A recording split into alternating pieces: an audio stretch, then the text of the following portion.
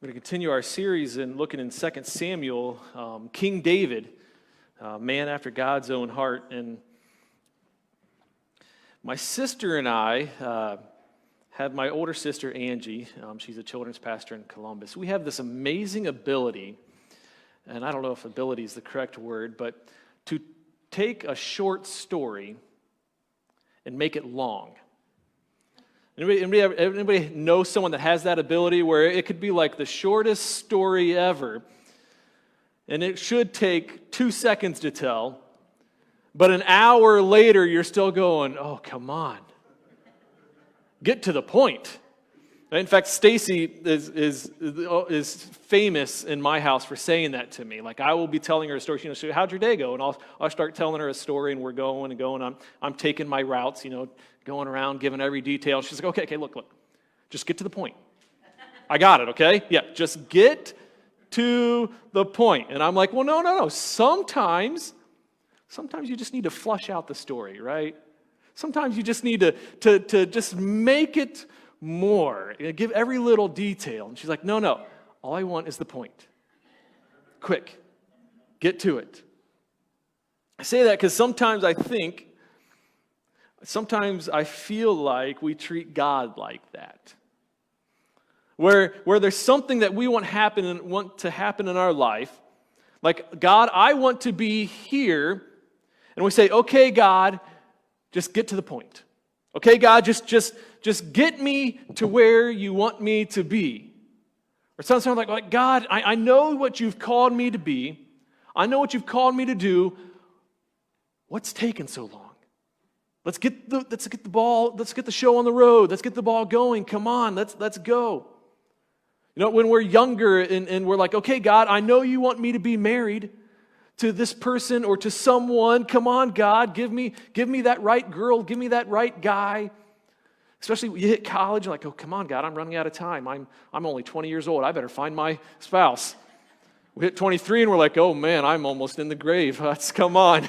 I'm never going to find someone if I hit 25, right? We're like, come on, let's get this going. We start looking for a career and we're like, God, I know you want me to do this in my career, but it seems like it's so far away, or you're not moving fast enough. Come on, let's get going. You've called me to, and you can fill in the blank. How come I'm still not there yet? Right? I think a lot of times, and it is definitely part of our culture, that we desire instant gratification. I know we've said this quite a bit, but we desire God's will to be done, which is a good thing. A few weeks ago, we talked about prayer and we want God's will on earth. But a lot of times we say, God, I want your will to be done, but I want it done right now. I want it done right away. I don't want to wait. I don't want it to be delayed, because who likes to wait? No one. Especially when we know it's what we're supposed to be doing. Especially when we know we're supposed to do that. Yet it seems like it's taking so long to get there. I don't know if you've ever felt like that. Where it's like, God, why is it taking so long for me to get there? When God says, this is my plan for you. Sometimes I think when God says, this is my plan for you, we think, well, he would never delay that. He would never make me wait for that. Would he? Does he make us wait sometimes? 2 Samuel chapter 2. The background of this is where we're picking up is last week we looked at how King Saul died, and David was the next one to be God's chosen king. Right? David, a long, long time ago, was anointed as a child to be king of Israel. He was the next king. Saul dies, and David knows that God's plan is for him to become king. I'd imagine, or at least if I was David, if the throne opened up, I would expect a smooth transition. I would expect the throne to open up. Finally, God has taken care of the enemy. David mourns for his enemy because he truly loved his enemy. And now it's time for David to take the throne because after all, it's God's plan. Now imagine if I was David, I would be thinking, you know what? God has this all worked out. He has it all laid out. This is going to be a smooth transition. It's going to be neat. It's going to be tidy. And finally, I'm going to just be able to step into the throne because I have done everything right. I even loved my enemy. And now it's time for God's will. So this is what happens. 2 Samuel chapter 2, verse 1. It says, in the course of time, David inquired of the Lord, shall I go up to one of the towns of Judah?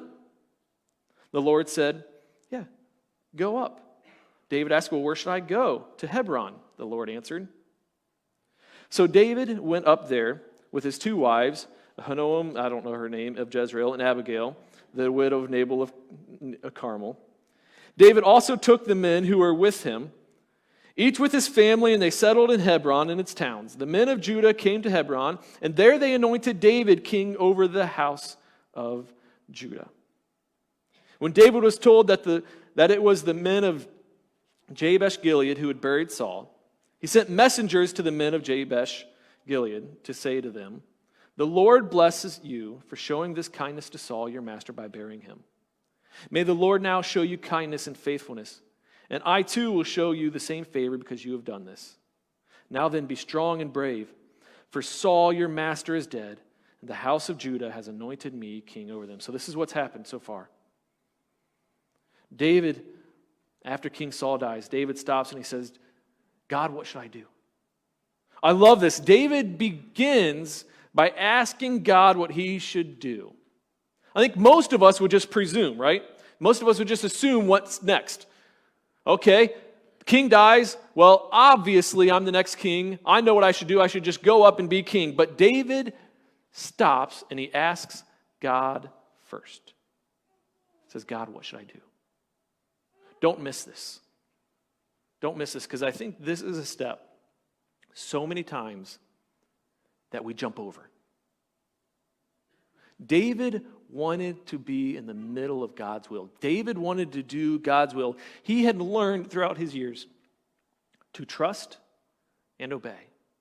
He had learned over and over that if God says do it, you do it. If God says don't do it, you don't do it. If he says stay, you stay. If he says go, you go. He had learned over and over that the best way is God's way. Period. No arguing, no nothing. The best way is God's way. So David wanted to make sure he was going to do it God's way. And he said, God, what do you want me to do?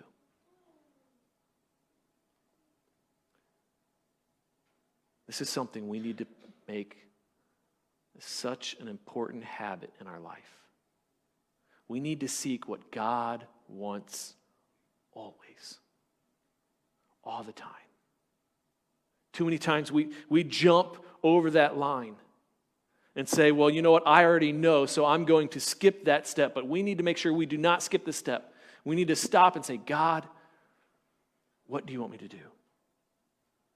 God, do you want me to do this? Ask permission. God, is this what you want? When I was in youth group growing up, my youth group, after every Wednesday night, we had this great habit of going to Denny's. Our youth group Wednesday night would end, and all of us would just drive to Denny's, which I think we went to Denny's because it was the only place that allowed a bunch of teens in there. And I remember we'd go to Denny's, and you'd sit on the seats, and you'd stick, and your feet would be stuck to the floor, but we loved it. But to go to Denny's, there was one rule. Even though it happened every Wednesday, there was one rule: we had to check in. We had to ask our parents permission, or at least had to tell them that we were going to Denny's. My parents wanted to know where we were going to be. That was the one rule. I don't know how many times it happened that I would check in and I would get to go to Denny's. But my older sister would not check in because she just assumed, you know what, I can go to Denny's. We do it every week. And guess who didn't get to go? Because she didn't check in. My older sister. It's always best to ask first. I know there's a saying, and I've said it many times, right? It's better to ask forgiveness than to ask permission or something like that. It's easier. I know it's great. It's wonderful. I always say it with a smile, but it's completely false. It's not true. We should be so in love with God that we want to walk with Him daily. We want to do what He wants. David had learned this over the many, many years of relying on God. So the first thing he does is say, God, before I move, do you want me to go? God says, yes, go. 2-7, the verse 2-7 tells us God goes and David sets up his kingdom in his home tribe. He goes to Judah and Hebron. Hebron was the main city. And he goes there and he sets up and they make him king. In fact, he even goes to the people that buried Saul, his enemy, and says, listen, since you guys showed honor to your master, I want to show honor to you. I am now king. Will you respect me as king? So far, so good. So far, it seems like, okay, smooth transition. But meanwhile, while David is setting up his kingdom, verse 8, meanwhile, Abner, son of Ner, the commander of Saul's army, had taken Ishbosheth, son of Saul, and brought him over to Mahanaim. He made him king over Gilead, Ashuri, and Jezreel, and also over Ephraim, Benjamin, and all Israel.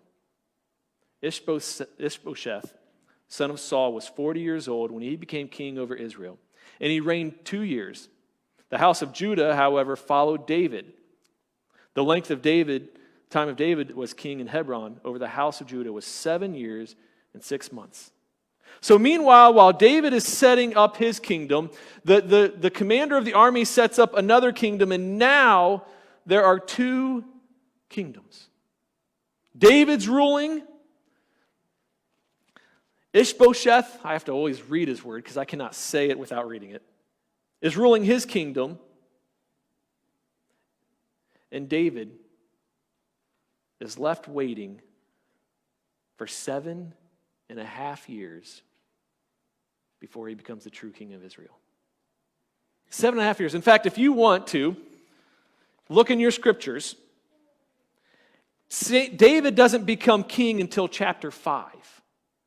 So between chapter 2 and chapter 5, there is a bunch of war, there's a bunch of killing, there's a bunch of trouble that happens. There's 7.5 years of messiness until David becomes king over Israel.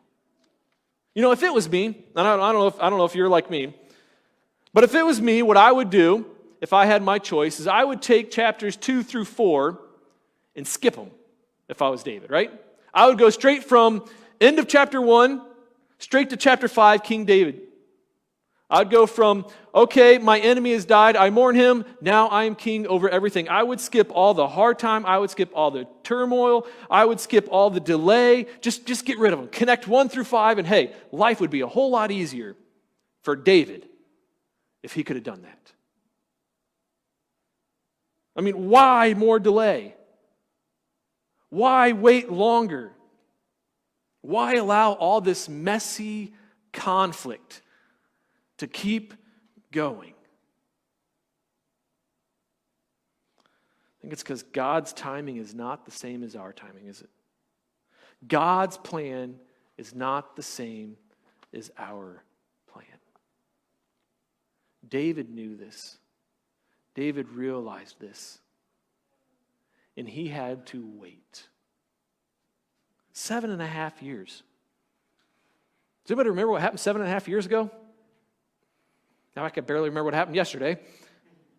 7.5 years ago, I'll tell you what, this is where I was. If you could think where you were. Well, I was living in West Virginia, pastoring a church. Ben was in first grade. We were homeschooling Ben in first grade, right? Okay, I'm just... Kaylee was in third grade. Carter was not even in school yet. I had no idea that Greenville even existed. I loved Ohio, loved Western Ohio, but didn't know about the Great Dark County Fair at all. The Olympics was happening in London, and this new person came on the scene called Kim Jong-un, or however you want to pronounce it. That's 7.5 years ago. That's how long David had to wait just to become king. But even more than that, he had already waited 15 years. 22 and a half years prior is when he was anointed king. Could you imagine God coming to you and saying, okay, this is what I have planned for you, not telling you when it's going to happen, and you have to wait 22 and a half years? Some of you in here haven't even been alive that long. 22 and a half years. This is what happened 22 and a half years ago. Ready? Something called Halley's Comet. Anybody remember that one? The great WNBA has started. Princess Diana, that was the year of her death. This thing called El Nino. Anybody remember El Nino? Yep. Smoking was actually banned in bars and restaurants that year. Can you believe we used to have a place where it's smoking and non-smoking? Michael Jordan's last game was a Bull. Was that year, 22 and a half years ago. Pokemon debuted. And I was a junior in high school 22 and a half years ago. I don't know, when I put myself in David's spot, I wonder if I would have given up on God's promise if I would have had to wait 22 years. If I had to wait 22 years, I wonder if I would have started to think maybe God forgot. Maybe God has forgotten about me. Or maybe I was crazy 22 years ago and I just heard it wrong.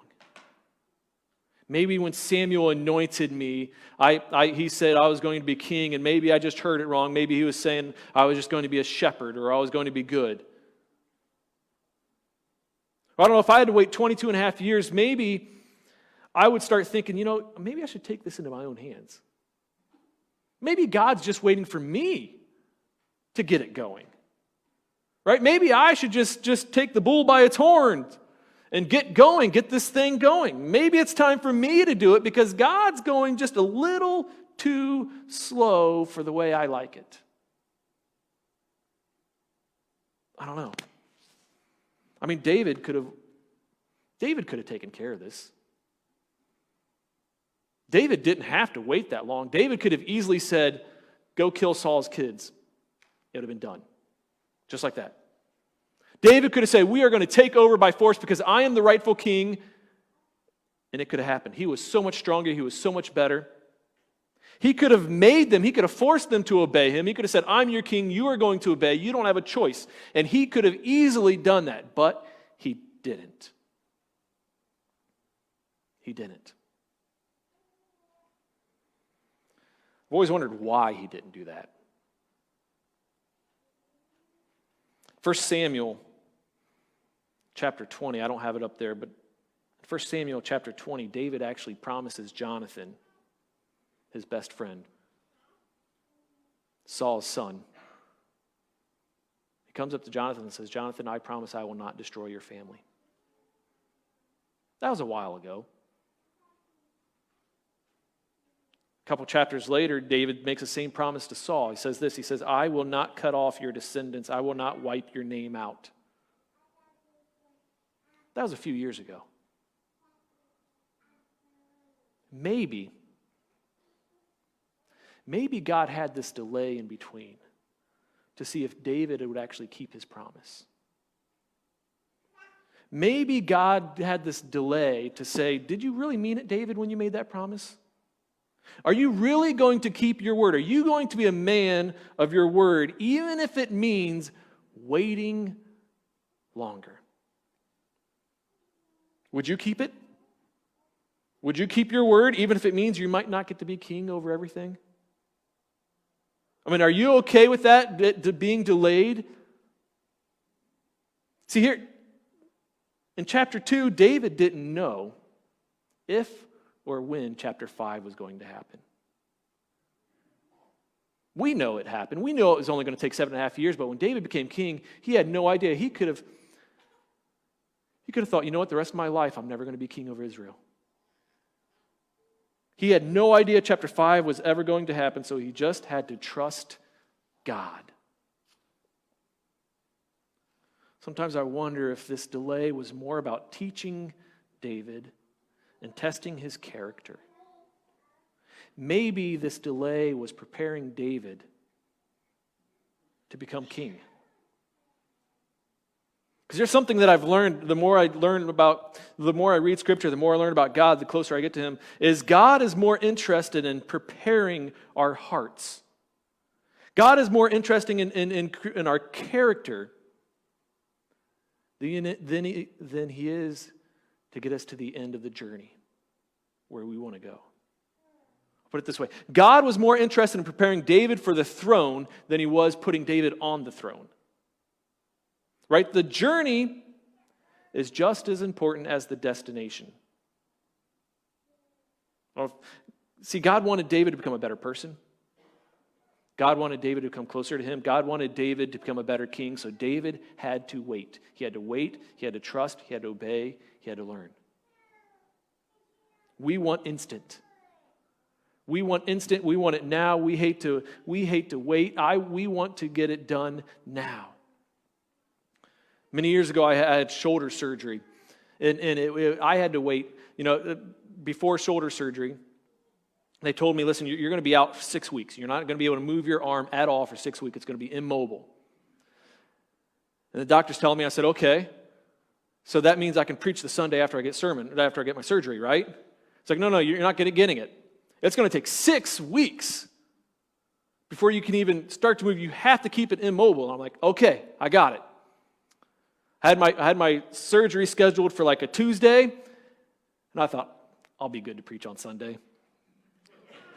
It's all good.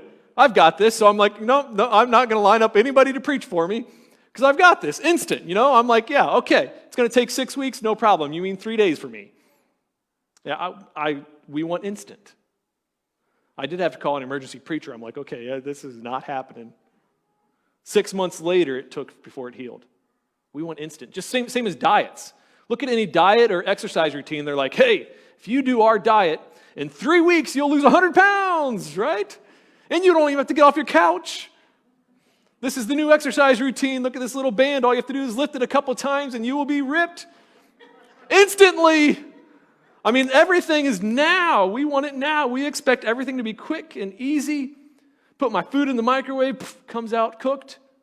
I want my computer to start in less than 1 second. If I don't know anything, I just pull this out and Google will tell me as soon as I want. But doing God's will, growing closer to Him, is not instant. It's like learning a second language. It takes time. God's promises are not always instant.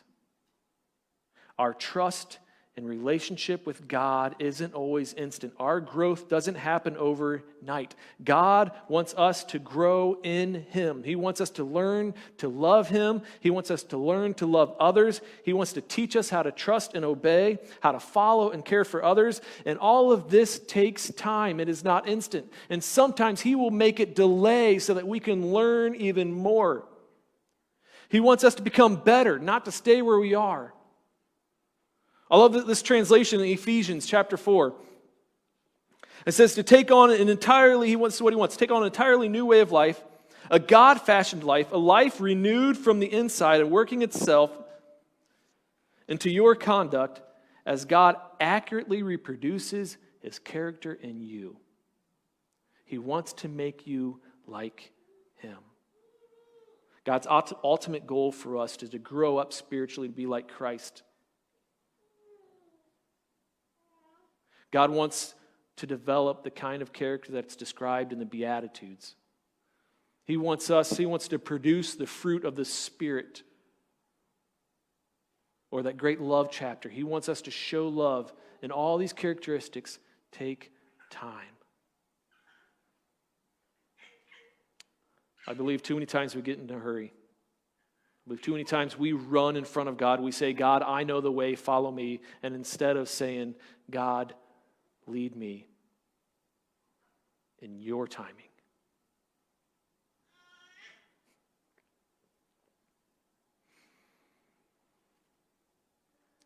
See, we're a work in progress. I don't know if you are, but I am definitely a work in progress. Our spiritual transformation is developing the character of Christ is going to take, hopefully, the rest of my life. And life is going to throw delays. There are going to be detours. There's going to be roadblocks. And when that happens, maybe we need to take a note from David and just rely on God and say, you know what? It's God's timing.